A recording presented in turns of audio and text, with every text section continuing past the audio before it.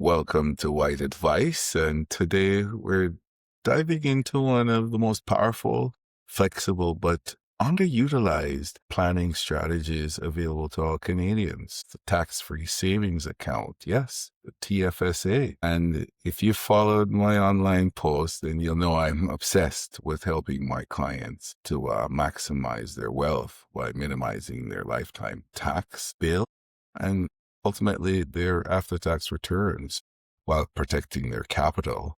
And the TFSA is one of those rare tools that checks all of those boxes. So we're going to look at TFSA from two aspects. And I think it's really helpful now in this time of year to really put these planning factors really squarely in your thoughts as you consider your wealth plans. So really, how can we use the TFSA strategically is our first insight. And then really, how is a TFSA contribution room calculated? Because this is where getting it wrong could really cost you. So let us get into it. So the TFSA is really a planning superpower, or sort of one of the best phenomena we've had in Canada.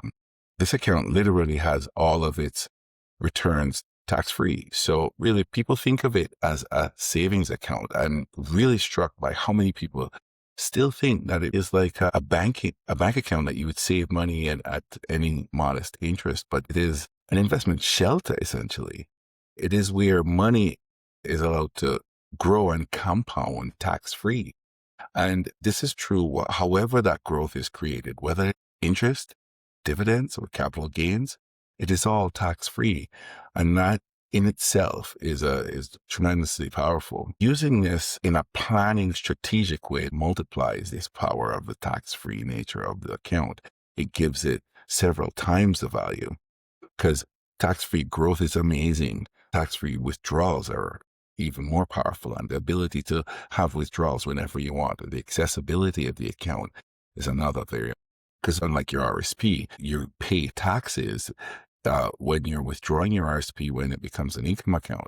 And many sources of your income along the way will be taxable income. The TFSA provides you with flexibility to access that account without any tax issues to do many things. You could fund early retirement without declaring income, but still having income. Opportunities might come your way and you're able to fund those opportunities from this tax-free savings account. If you're in retirement and you want, for instance, a $65,000 income, but less than $58,000 income would put you in a different tax bracket, it would allow us to do that kind of planning.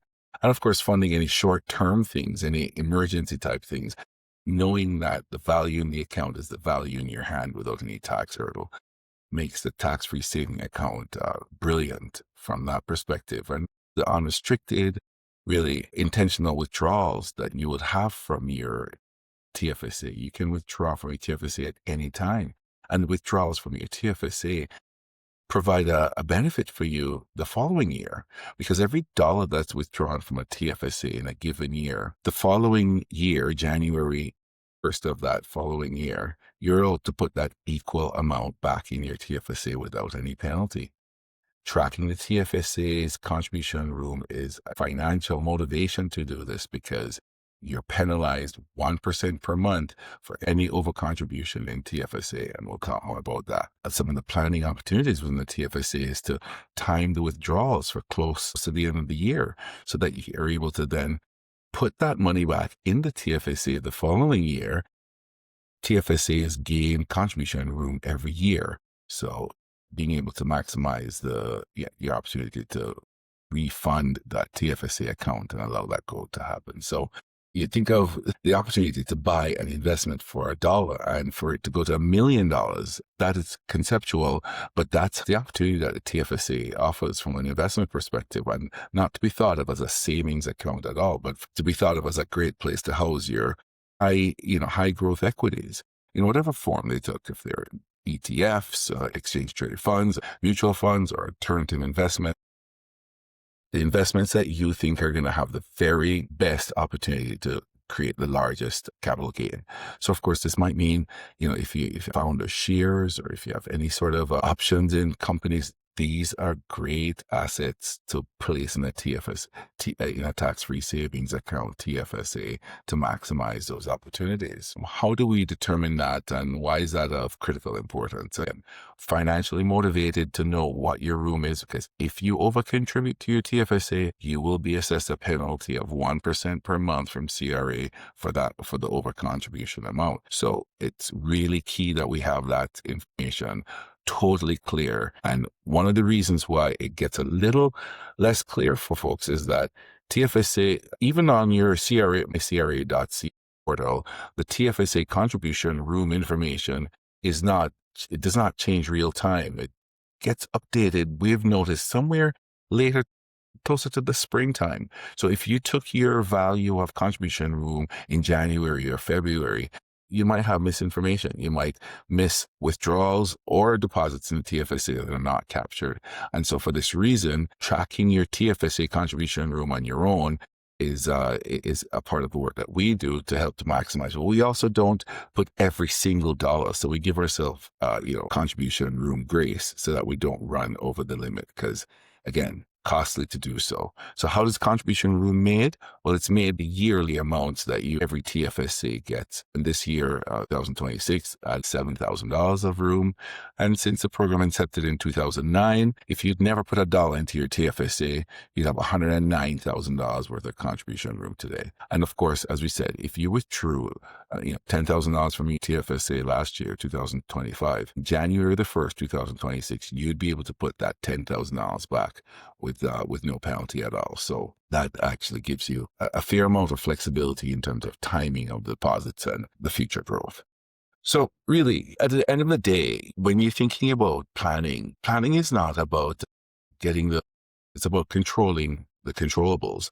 And in the realm of thinking of your lifetime tax bill and thinking of your annual tax, how can you best manage the difference between your tax rates and give you the best after-tax result while keeping your tax bill at the smallest it can be? And your TFSA is a fantastic way of doing that in the planning realm. So if you coordinate your RSPs and your TFSA, capitalize on having more retirement income than you're even taxed at.